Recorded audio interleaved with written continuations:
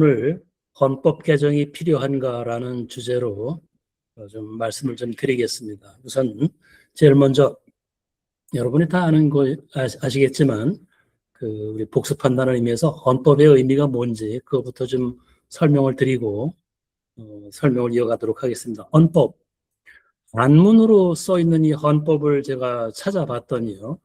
법은 법법자고 헌이 무슨 뜻인가 찾아봤더니 관청이라는 의미도 있고 법이라는 의미도 있기 때문에 굳이 한다면 관청에 관한 법 아니면 그냥 법이라는 의미밖에 없고요.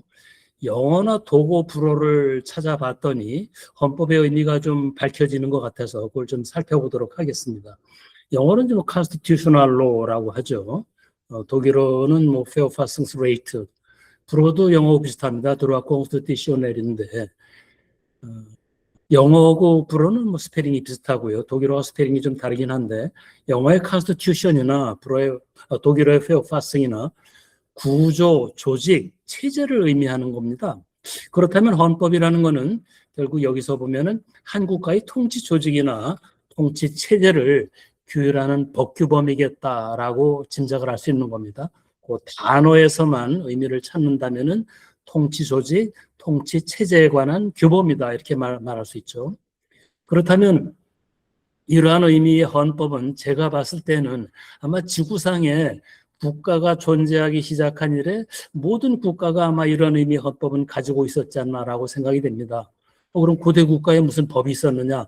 고대 국가에는 성문화된 헌법전은 없었을지 몰라도 불문화된 형태로 어떠한 형태로든 국가 통치 체제에 관한 기본 규범은 존재했지 않겠느냐 생각을 하는 겁니다. 누가 왕이 되고 왕은 또 어떻게 보필하는지 그에 관한 기본적인 불문 규범이 있었을 것이기 때문에 국가가 존재하는 한 이런 의미의 헌법, 그러니까 국가의 통치 조직에 관한 규범으로서의 헌법이라는 것은 국가가 존재하기 시작한 이래 헌법이 있었을 것이다 이런 얘기입니다. 그런데 오늘날의 헌법을 꼭 이렇게 통치 규범으로만 설명을 하지 않고 오늘날 헌법은 국민의 자유와 권리를 보장하는 규범으로 주로 설명을 합니다. 국민의 자유와 권리, 이제 헌법학에서는 기본권이라고 설명을 합니다. 기본권을 보장하기 위한 수단으로 헌법이 존재하고요. 따라서 국민의 기본권을 잘 보장하기 위해서는 국가 권력기관 간에도 견제와 균형을 통해서 한 국가기관이 모든 권력을 장악하게 되면 독재를 하게 되고 국민의 자유와 권리가 제대로 보장이 안 될 수 있습니다. 따라서 오늘날 의미의 헌법은 국민의 자유와 권리를 보장하는 규범이고 그 국민의 자유와 권리를 잘 보장하기 위해서 국가 권력기관 간에도 상호 견제와 균형을 하도록 하고 있는 게 헌법이다 이런 얘기입니다. 한편 국가에는 수많은 법규범이 있죠. 예컨대 밑에 볼까요? 우리 대한민국 어제 검색한 내용입니다. 우리 대한민국의 법규범, 실정법 규범 여러분 몇 건이나 될까요? 대표적으로 법률, 우리가 알고 있는 형법, 민법, 상법, 도로교통법, 정부조직법 이런 거 다 법률 아닙니까? 몇 건이나 될 것 같습니까? 현재 기준으로 대한민국 법률이 1712건입니다.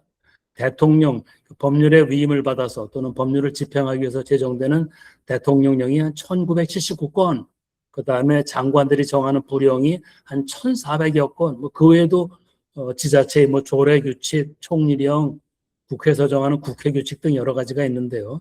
가장 대표적인 법률만 봐도 1700건이나 되는데 이 1700건이라는 법률은 최상위 법규범인 법을 실천하거나 아니면 헌법에 위반되지 않는 범위 내에서만 그 의미를 갖는다 이런 얘기입니다.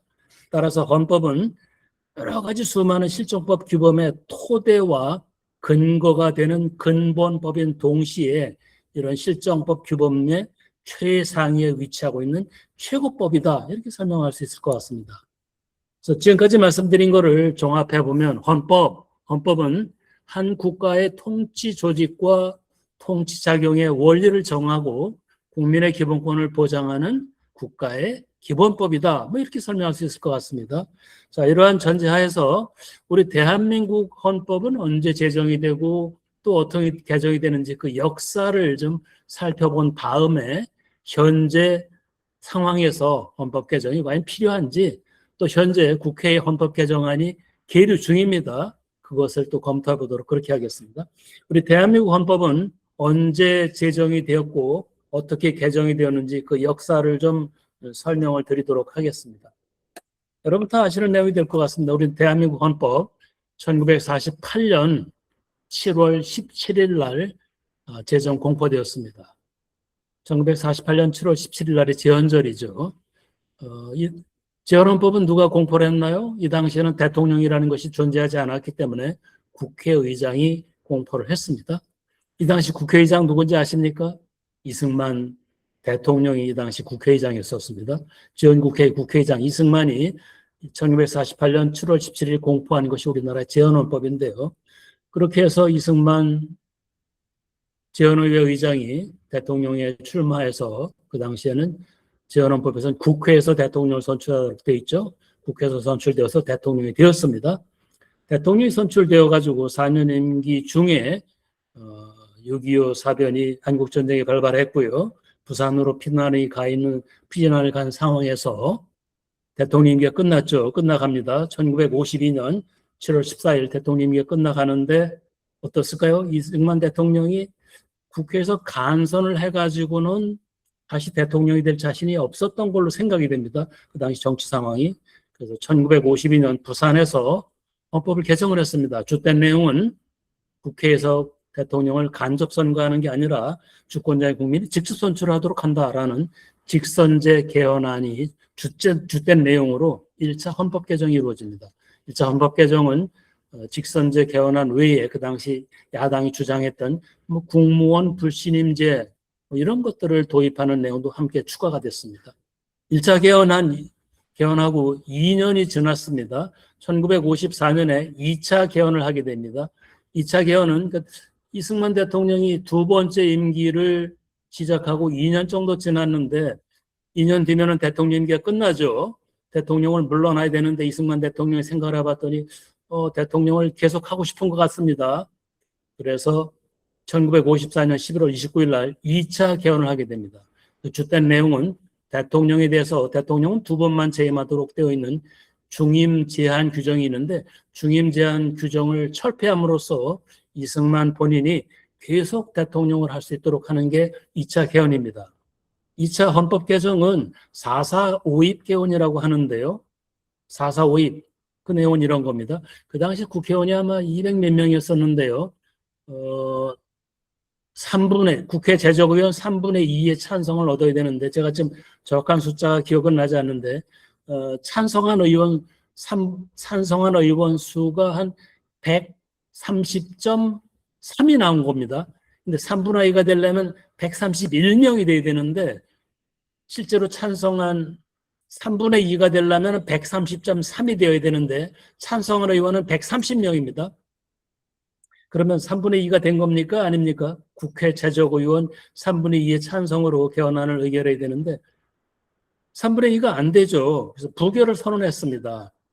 그런데 그 다음날 그 당시 대표적인 수학학자의 의견을 동원해서 130.3이면은 4.4 오입에 의해서 그거는 5가 안 되니까 0.3은 그건 의미가 없다. 따라서 3분의 2는 130.3의 3분의 2는 130명이면 된다.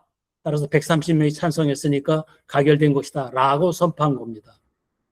부결된 게 맞는 거죠. 산수적으로.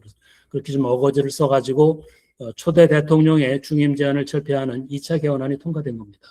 어떻게 됐습니까? 그래서 3선에는 성공을 했지만 4.19 의거 등에 의해서 이승만 대통령이 하야하고 과도 정부가 수립이 돼서 과도 정부에서 여야 합의로 대통령제 안 되겠다. 독재로 갈 가능성이 많구나. 의원 내각제를 도입하는 3차 개헌안이 1960년 6월 15일 날 의결이 됐던 겁니다. 그래서 제2공화국 민주가 출범을 한 거죠. 1960년에 출범을 했습니다. 출범을 하고 나서 바로 보니까 이제 문제가 제기가 된 겁니다.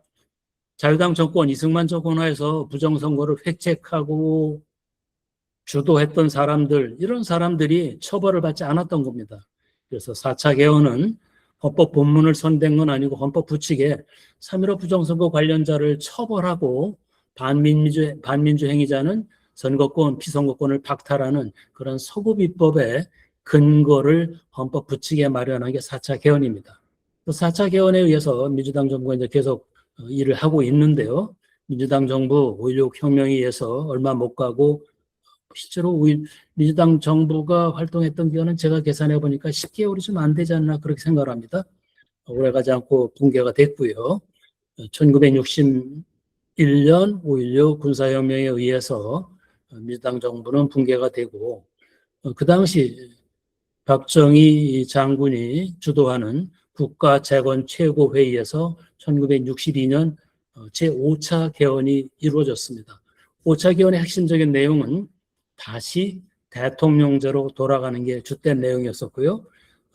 이미 말씀을 드렸듯이 양원제를 국회에서 하고 있었다고 했는데 국회도 단원제로 복귀하고 기본권, 정부 형태, 권력 구조만 개헌하려고 하니까 뭔가 좀 부족했었는지 기본권 규정도 좀 보완을 해가지고 인간의 존엄과 가치 규정을 신설했습니다.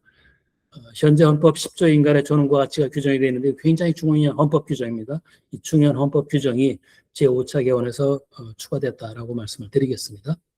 그 다음에 박규정희 대통령이 이렇게 그 당시 박정희 장군이 개헌해가지고 1963년에 아마 대통령 선거로 대통령이 됐죠. 대통령이 됐고 재선을 하고 재선 중에 보니까 자신이 또 뭐 얼마 안 있으면 대통령을 물러나는 것 같아요.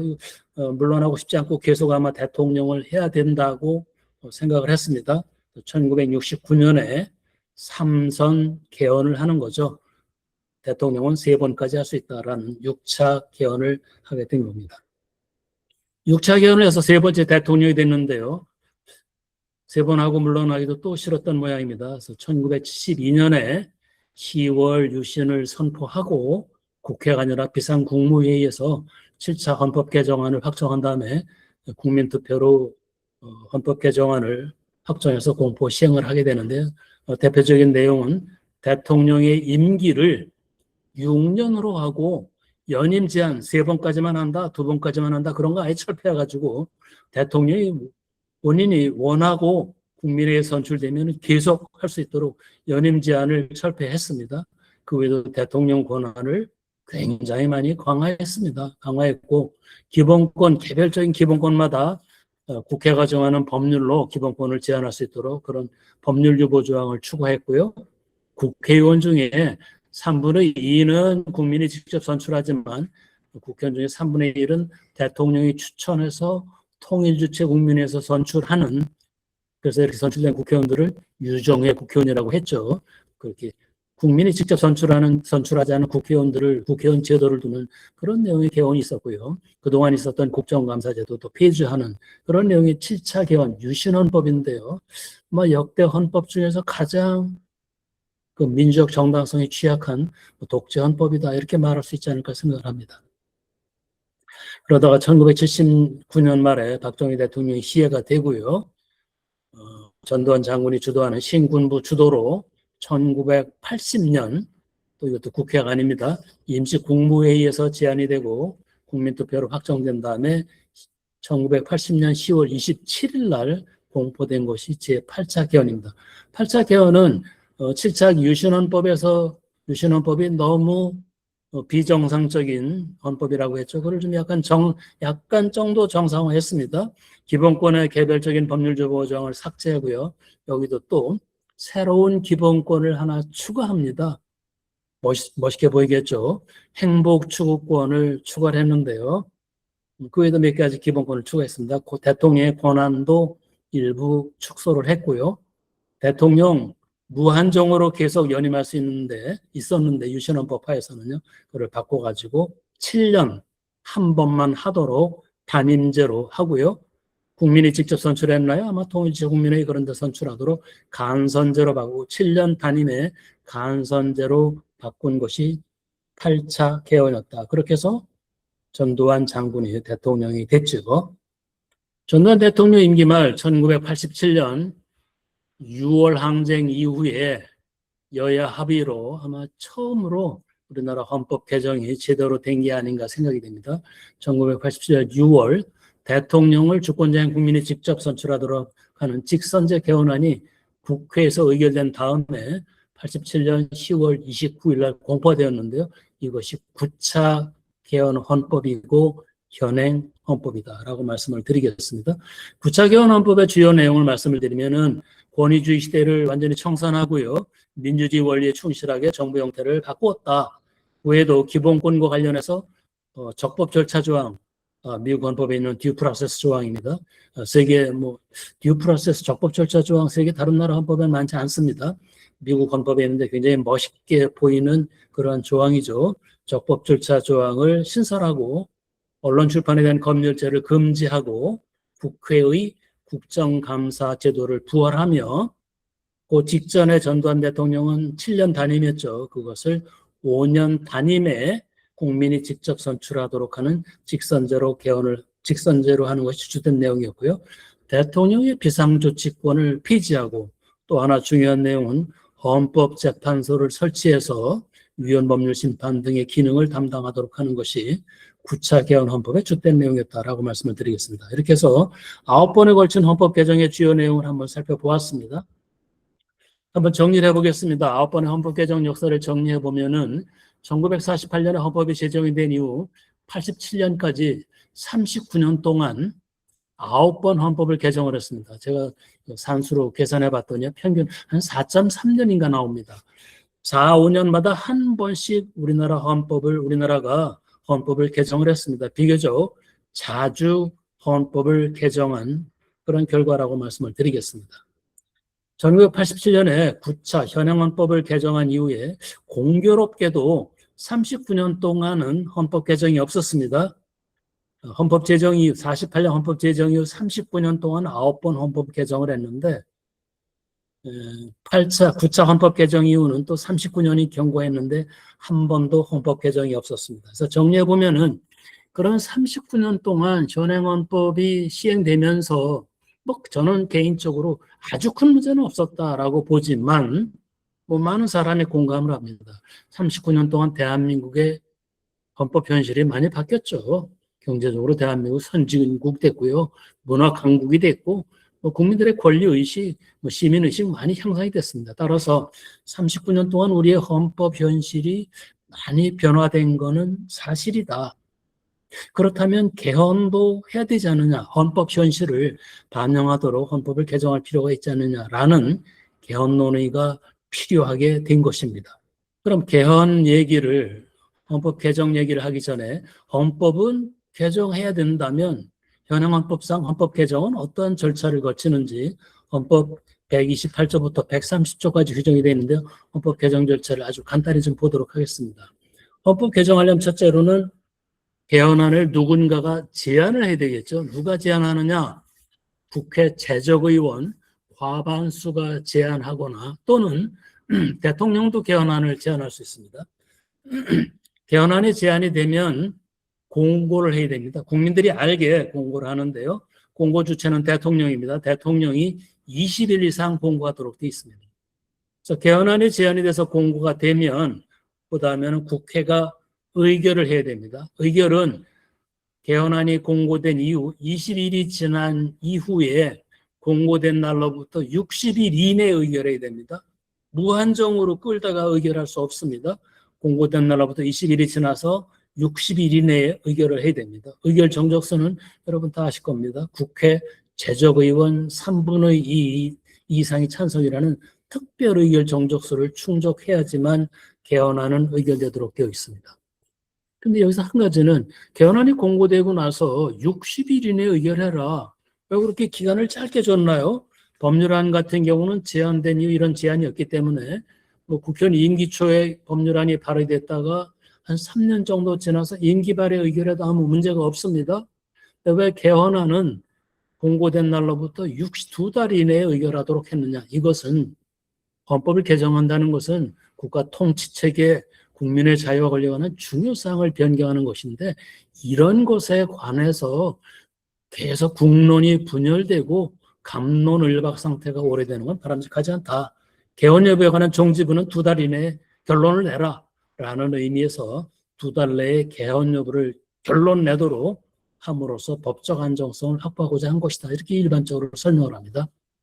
자, 개헌안이 공고가 됐고요. 국회가 의결되면 그 다음에는 국회가 의결한 날로부터 30일 이내에 국민 투표로 주권자인 국민이 직접 헌법을 개정할 것인지 여부를 결정하도록 국민투표 절차를 거쳐야 됩니다. 국민투표 의결 정족수는 국회의원 선거권자 과반수가 투표하고 투표자 과반수가 찬성하면은 개헌안이 확정되도록 되어 있고요. 이렇게 개헌안이 확정이 되면 그 다음에는 즉시 대통령이 국무회의 심의를 거친 다음에 공포하도록 함으로써 개헌 절차가 종료되도록 이렇게 되어 있습니다. 이런 절차를 대입을 해가지고 개헌안이 몇 번 발의가 됐거든요. 한번 보도록 하겠습니다. 개헌론의 9차 개헌 이후 39년이 지나는 동안에 헌법 현실이 많이 바뀌었죠. 변경이 됐기 때문에 그 헌법 현실을 반영하기 위해서 개헌을 해야 되지 않겠느냐. 그런 논의가 제법 많이 있었습니다. 그 논의를 한번 간단히 살펴보도록 하겠습니다. 첫째, 2008년, 1987년에 9차 개헌이 있었으니까요. 20년 정도 지나서 이미 2008년에 국회에 헌법연구자문위원회를 구성을 해서 운영을 했습니다. 이 2008년 자문위원회는 개헌 의견을 제시하긴 했습니다만 조문화된 개헌안은 제시하지 않았습니다. 그로부터 6년 뒤에 또 국회에서 헌법개정자문위원회, 헌법학자 등 전문가들을 모아서 헌법개정자문위원회를 구성해서 운영을 했고요. 그 결과 조문화된 개헌안까지를 제시했습니다. 제 몇 조 몇 항은 이렇게 개정해야 된다. 개헌안을 제시를 했었습니다. 또 5년 뒤에 국회에서 헌법개정 특별위원회를 구성을 했고요. 그 자문위원회에서 활동을 한 다음에 개헌안을 역시 제시를 했었습니다. 그러다가 2018년 문재인 대통령은 실질적으로 개헌안을 헌법에 많은 조문을 개정하는 내용이 있었습니다. 정부 형태, 기본권 조항 굉장히 많은 부분을 개정하는 개헌안을 정부 안으로 아까 말씀을 드렸죠. 대통령도 개헌안을 제출할 수 있다고 해서 대통령 명의로 개헌안을 국회에 발의 제출했습니다. 어떻게 됐나요? 역시 야당이 협조 안 해서 의결정족수 미달로 폐기됐습니다. 2018년도 개헌안 많은 헌법 조문을 개정하는 그런 내용이 담긴 겁니다. 그 다음에 2020년에 아마 처음일 겁니다. 처음이자 마지막으로 9차 개헌 이후 처음이자 마지막으로 의원 발의로 헌법 개정안이 발의가 됐었습니다. 강창일 의원의 148명이 2020년 3월 6일 날 그 내용은 아주 간단합니다. 국민 발안제도, 국민들도 법률안을 발안해서 제출할 수 있도록 하자. 스위스 같은 경우에는 스위스 연방의회에서 의결하는 많은 법률안이 국민들이 발안한 법률안이 스위스 연방의회에서 통과되고 있습니다. 그래서 우리나라도 국민들도 법률안을 발안할 수 있도록 하자라는 그 내용입니다. 아주 간단합니다. 그래서 국민 발안을 위한 헌법 개정안을 강창일 의원 등이 발의했는데요. 이 역시 의결되지 못하고 폐기되었습니다. 2023년에 역시 헌법 개정 및 정치제도 개선 자문위원회를 구성을 했고요. 여기에서 개헌안을 또 구체적으로 조문을 만들어 가지고 제시를 했었습니다. 그 다음에 가장 최근에 우원식 국회의장님께서 2024년부터 국회 미래 개헌 자문위원회를 구성을 해서 2025년까지 활동을 했고요. 여기에서는 그 결과물로 2026년 금년입니다.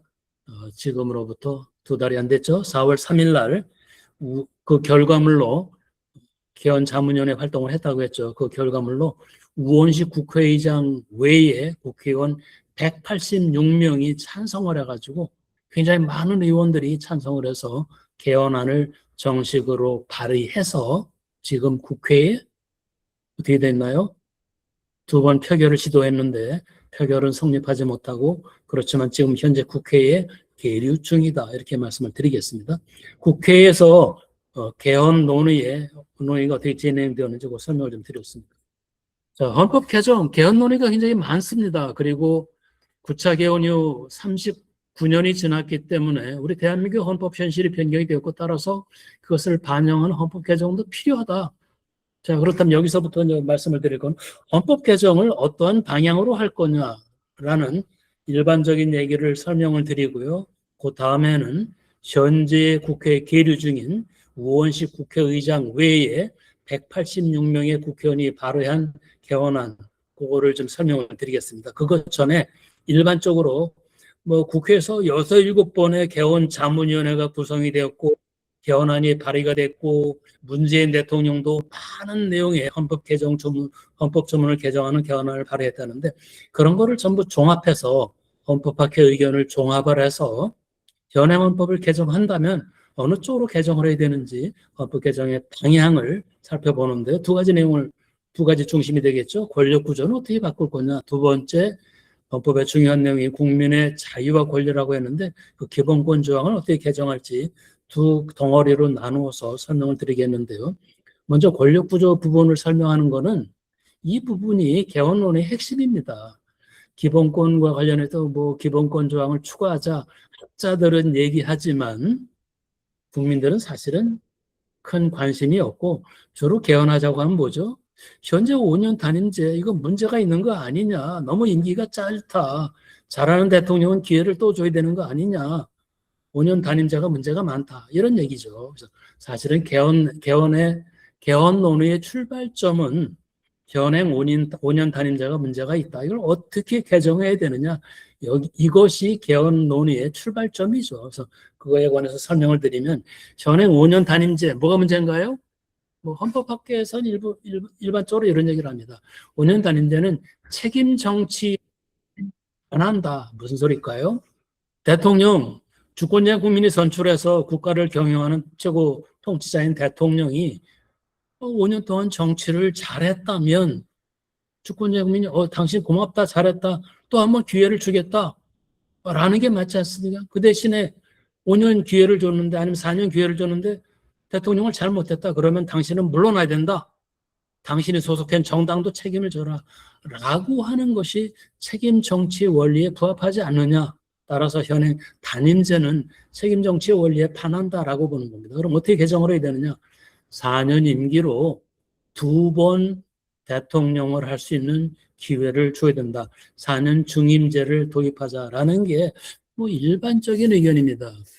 가장 제가 이제 언론 신문 검열을 했더니 한국갤럽에서 이 작년 지금으로부터 한 1년 전에 조사한 여론조사인데요. 64%의 국민이 4년 중임제를 찬성을 하고요. 아니다. 현행 5년 단임제도 괜찮다라는 의견이 31%로 나왔습니다. 모든 국민이 5년 단임제가 문제가 있다는 건 아닙니다. 학계에서 다수 의견도 아마 4년 중임제로 보고 있는데 일부 헌법학자들은 그런 얘기입니다. 5년 단임제도 여러분도 아마 동의할 겁니다. 5년 단임제도 대통령이 잘하면 아무 문제 없다. 역대 5년 단임제 대통령들이 잘못했기 때문에 이게 문제가 되는 것이지 5년 단임제도 잘한다면 아무 문제 없다라는 학자들이 제법 계십니다.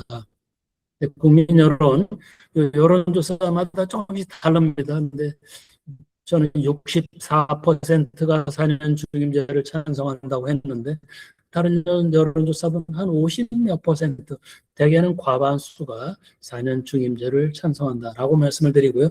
더 나아가서는 대통령제 이거 꼭 해야 되느냐, 우리 제2공화국에서 했던 의원 내각제 하면 안 되느냐, 아니면 프랑스의 이원 정부제 한번 이거 하면 어떠느냐. 프랑스 이원 정부제 간단히 설명을 드리면요, 집행권을 대통령도 가지고 있고 또 총리도 가지고 있죠. 그래서 행정권을 대통령과 총리가 분점하고 있는 걸, 이거 행정부의 우두머리가 두 사람이다라고 해서 이원 정부제, 또 뭐 어떤 헌법학자는 혼합 정부제라고 주장하는데 이원 정부제를 도입하면 어떻게 하느냐, 뭐 그런 주장도 합니다. 왜 이런 주장을 할까요?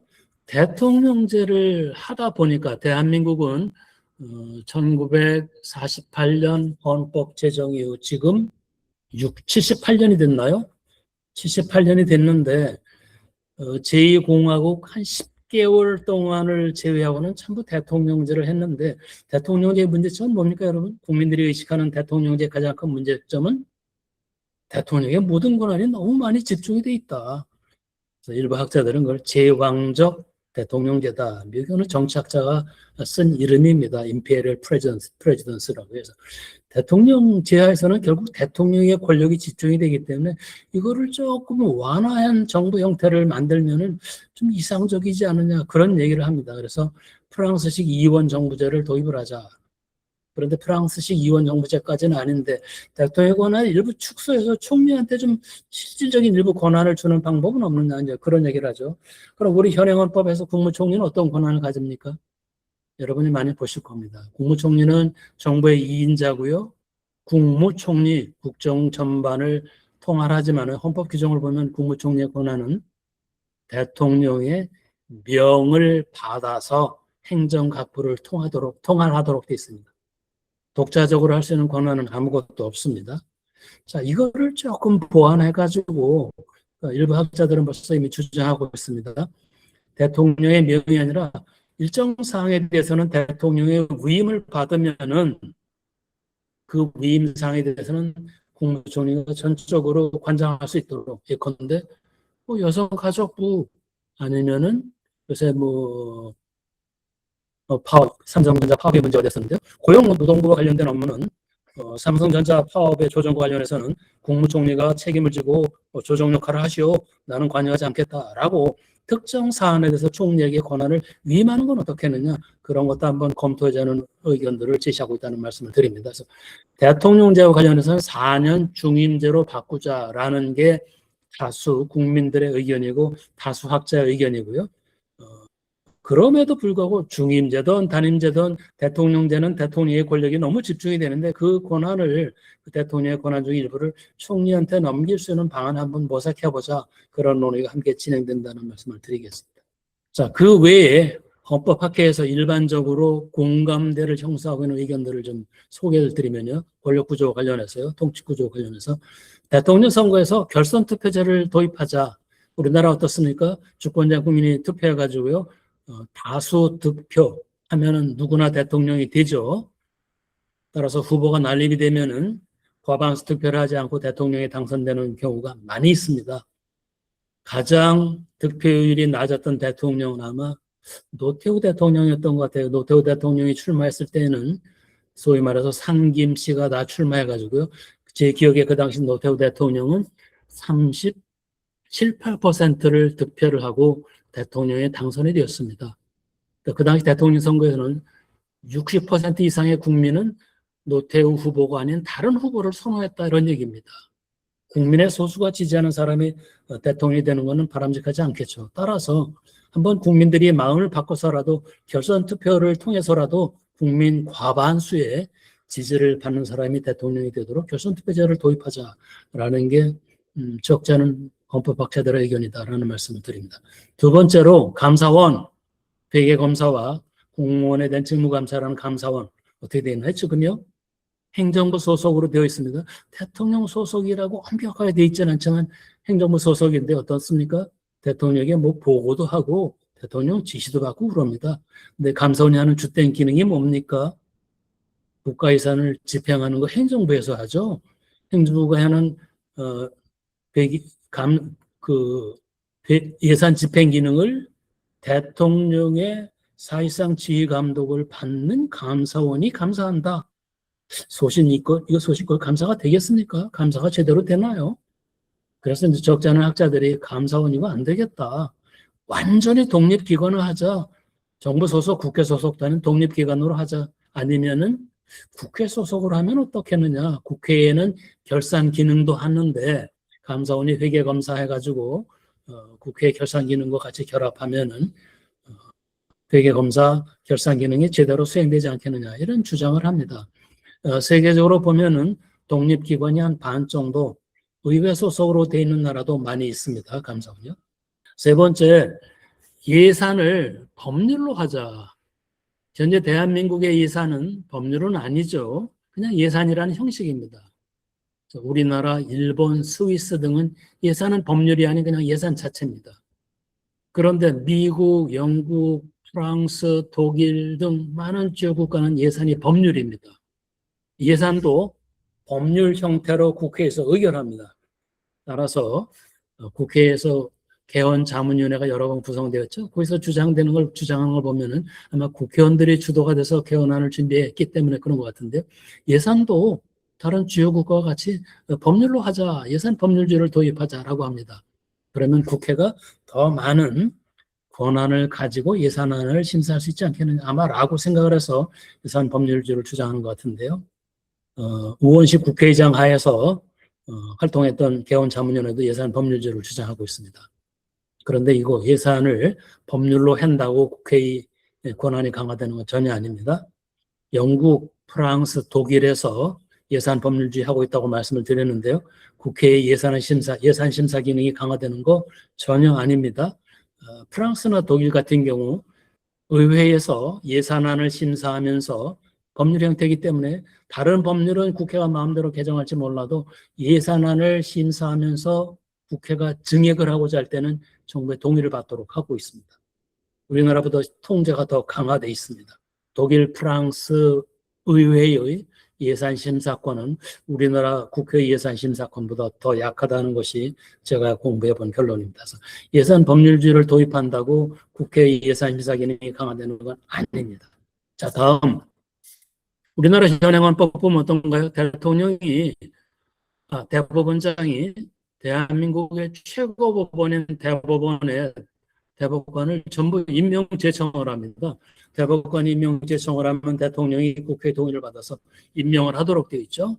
이명박 대통령이 대법관 수를 정원해서 지금 26명의 대법관 숫자인데요. 본인을 제외하고 25명의 대법원장이 제청을 해서 대통령이 국회 동의를 얻어서 임명한다 이런 얘기입니다.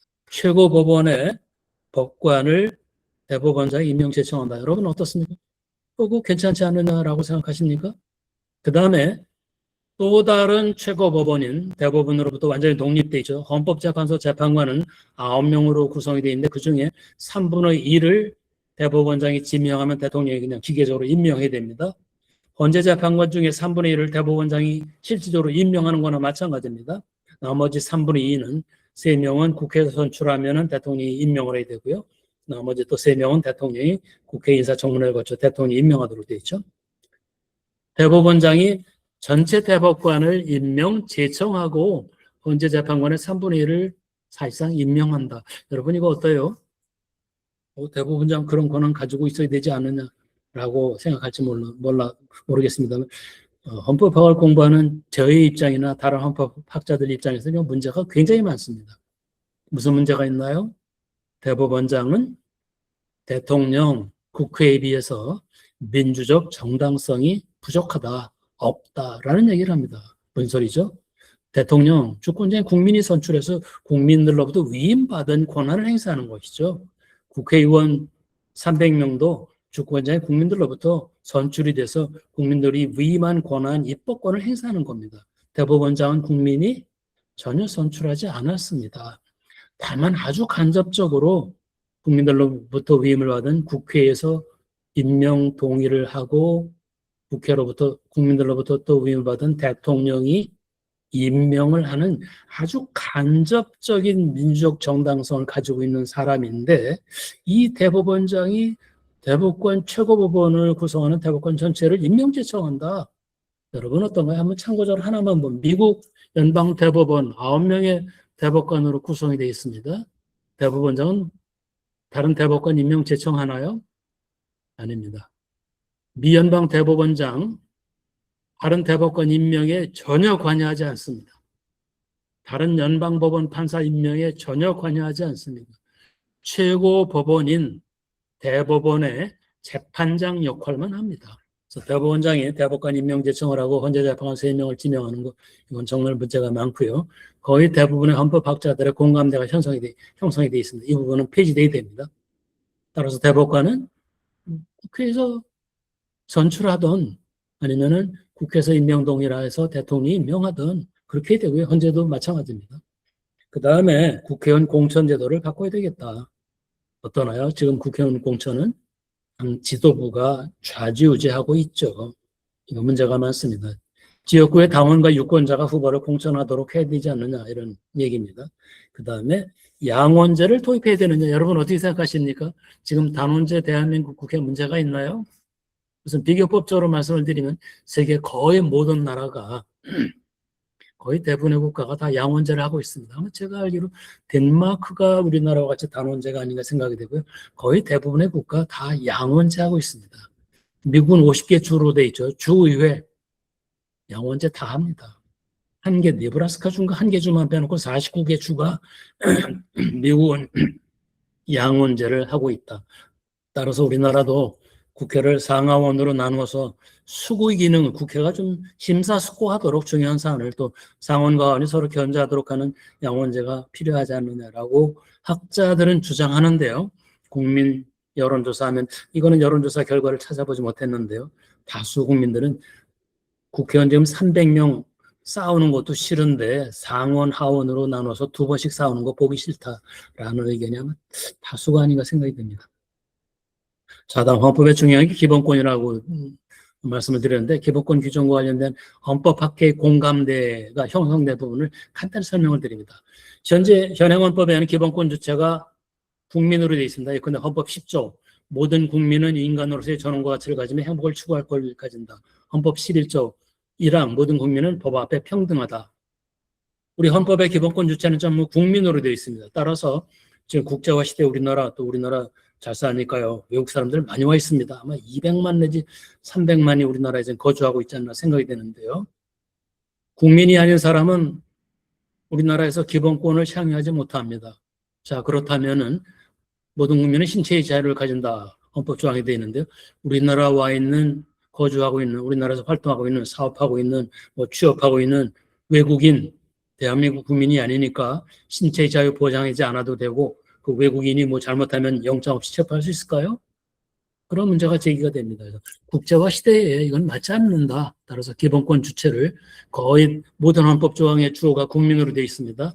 이거를 국민이 아니라 사람으로 바꿔야 된다. 다만 선거권 조항 같은 경우에는 그냥 주권자인 국민만 선거권을 갖도록 하는 게 맞으니까 그거는 주어를 국민으로 하지만 나머지 기본권 조항에서는 주체를 사람으로 바꿔야 된다. 그 외에 생명권을 신설해야 된다. 난민 보호 규정을 신설해야 된다. 우리 헌법 15조가 직업의 자유를 규정하고 있는데 모든 국민은 직업 선택의 자유를 가진다. 그럼 직업 선택만 자유고 나머지 직업을 영위하는 것은 국가가 마음대로 규제할 수 있느냐? 그건 아니죠. 헌법 밖에서 다 그냥 공감대 형성돼 있습니다. 헌법은 직업 선택만 규정돼 있지만 직업 선택 이후에 직업을 영위하거나 선택한 직업이 마음에 안 들면은 그걸 그만두고 다른 직업 선택한다. 다 포함하죠. 그래서 직업의 자유로 바꾸자. 그 외에 알 권리 규정을 신설하자. 생존권 규정을 강화하자. 안전권을 새로 신설하자라는 얘기하는데요. 이거 개정하면 바람직할 수는 있지만 예컨대 생명권, 알 권리 지금도 헌법에 명문 규정은 없지만 학자들의 학설을 통해서 헌법재판소 판례를 통해서 다른 헌법 조문에서 다 도출하고 있습니다. 능력에 따라 균등하게 교육을 받을 권리를 가지고 있다. 근데 능력뿐만 아니라 적성도 고려해서 교육을 받을 권리를 규정하자. 근로의 권리를 노동의 권리를 바꾸자. 이렇게 하면 이게 노동자가 더 근로보다는 노동이 더 적절한 표현인가요? 근로의 권리를 노동의 권리로 바꾸자. 양성평등을 성평등으로 바꾸자. 그 의미가 뭔지는 여러분 다 아실 겁니다. 좀 건너뜁니다. 선거권 규정의 원칙적 선언적 규정입니다. 비례성을 강화하자. 이런 규정을 좀 추구하자. 이런 얘기인데요. 나머지 조항들을 생략하고 다음으로 넘어가도록 하겠습니다. 기타 주민 발안 제도를 헌법에 명문화하자. 또 요새 인공지능이 화두가 되고 있는데 이것에 관해서 국가의 정책 수립 시행을 명문화하도록 조문을 넣자. 이런 얘기도 건너뜁니다. 자, 다음 현재 국회에 계류 중인 헌법 개정안 우원식 국회의장 외에 186명이 찬성을 해서 합계 187명이 헌법 개정안을 발의해서 국회에 계류 중이다라고 말씀을 드렸는데요. 이것에 대해서 간단히 필요한지 그 내용이 정당한지 타당한지를 검토하고 제 발표를 좀 마치도록 하겠습니다. 우원식 국회의장당이 발의한 헌법 개정안 2026년 금년 4월 3일 날 발의해가지고요.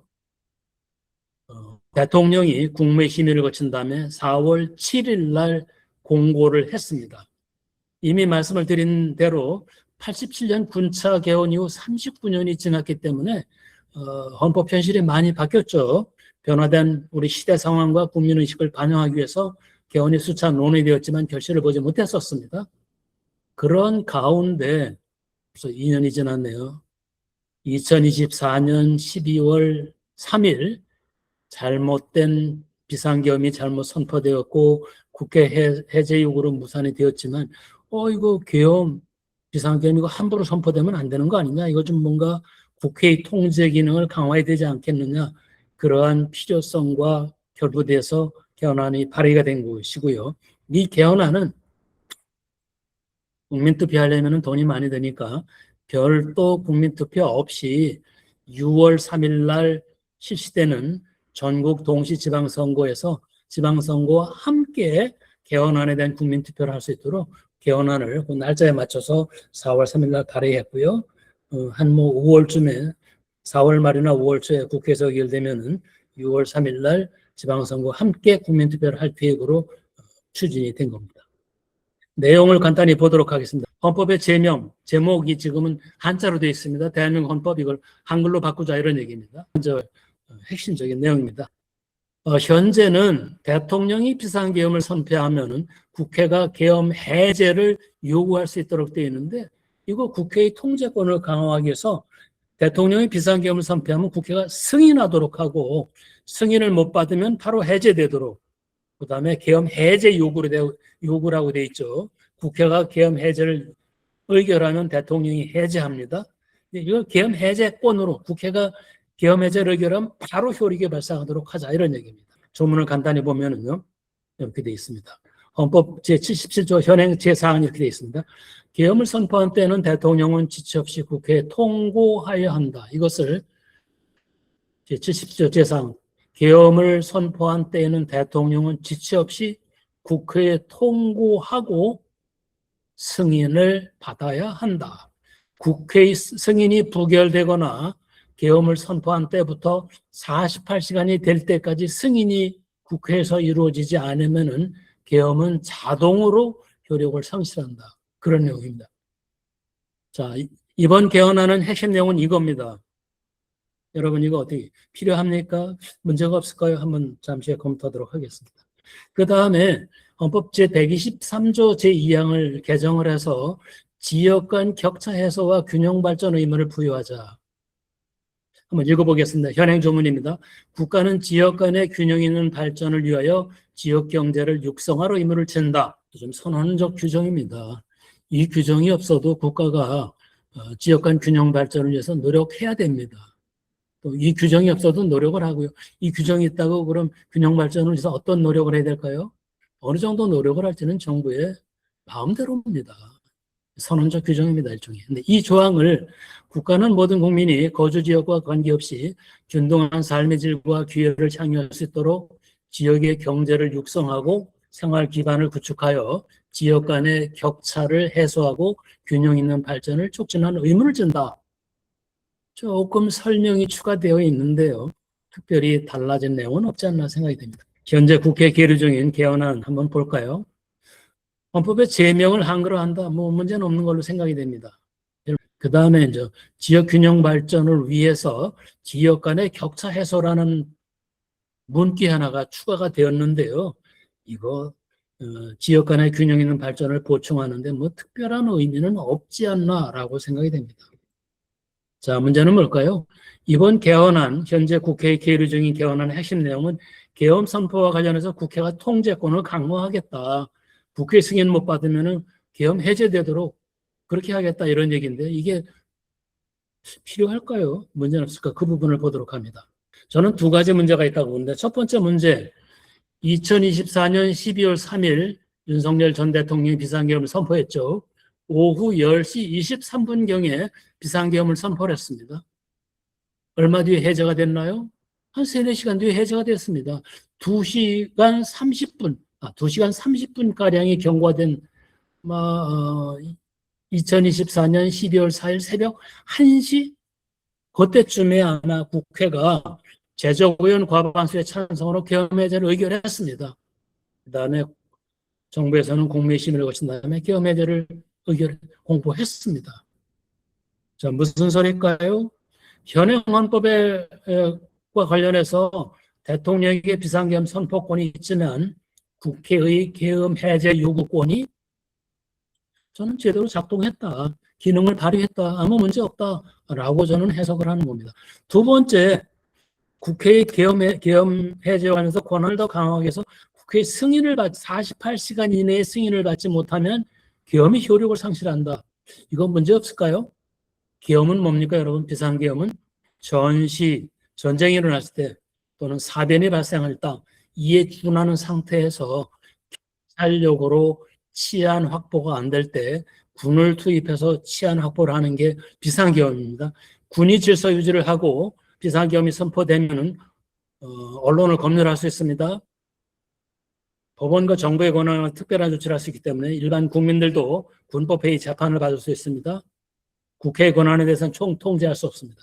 비상계엄이 선포되면 군이 투입이 돼서 질서 유지를 하고 언론 출판을 검열하고 정부에 대해서 군이 직접 통제할 수, 정부 활동에 대해 통제할 수 있습니다. 전쟁 상황, 국가 비상 상황을 효과적으로 대처하기 위해서 군이 직접 개입할 수 있도록 한 게 비상계엄입니다. 윤석열 대통령이 전 대통령이 선포한 비상계엄 그런 상황이 전혀 아니었죠. 그래서 잘못된 비상계엄이었습니다. 자, 그런데 실제로 전쟁이 발생을 해가지고 비상계엄을 선포해야 되겠다라고 했습니다. 그래서 대통령이 비상계엄 전쟁이 실제로 발발했습니다. 비상계엄을 선포를 했습니다. 그런데 뭐라고요? 국회가 승인할 수가 없습니다. 48시간 이내에 승인하지 않으면 비상계엄이 해제가 되는데 국회가 승인할 수 없습니다. 어떻게 됐죠? 이미 적군이 수도 서울을 포위했다, 아니면 여의도를 완전히 장악을 해가지고 국회의원들이 집회를 할 수가 없다. 국회의원이 상당수가 이미 사망을 했는데 몇 명이 죽었는지 아직 파악이 안 된다. 국회 집회가 불가능해가지고 비상계엄을 승인을 해야 되는데 48시간 이내 승인이 안 된다. 그럼 비상계엄이 자동으로 해제가 됩니다. 전쟁을 어떻게 대처하자는 것이죠, 여러분? 실제로 전시나 그에 준하는 상황이 발생이 돼가지고 정부가 효과적으로 군을 투입해서 대처해야 되는데 국회가 승인할 수 없는 상황이 되면은 어떤 상황이 되느냐, 이런 얘기입니다. 왜 이 문제를 생각하지 않고 계엄 선포에 대해서 국회의 권한만 강화해내려고 하느냐, 이런 얘기입니다. 저는 굉장히 심각한 문제가 있다고 봅니다. 자, 이 개헌안은 어떻게 됐죠? 5월 7일 날 국회에서 표결 의도를 시도했습니다만은 제1야당의 불참으로 정적수 미달로 투표 불성립이 됐습니다. 5월 8일 날 또 투표를 하려고 하는데 제1야당이 무제한 토론을 요청하니까요, 표결을 시도하지 않았습니다. 개헌안은 이미 말씀을 드렸습니다. 공고된 날로부터 60일 이내에 의결해야 되기 때문에 아마 2026년 6월 한 5일 정도까지는 의결해야 됩니다. 그런데 지금 2번 시도하다가 무산이 됐고 국회에 계류 중인데요. 아마 개헌안은 다시는 이번 개헌안은 재의결을 시도할 것 같지는 않고 6월 초에 폐기되지 않을까 짐작이 되고요. 문제가 많은 부분이 있는데, 비상계엄 해제와 관해서 많은 부분이 있는데 제1야당도 이 부분을 지적을 해야 되는데 이 부분에 지적 없이 다른 이유로 반대를 했던 게 좀 아쉽다고 말씀을 드립니다.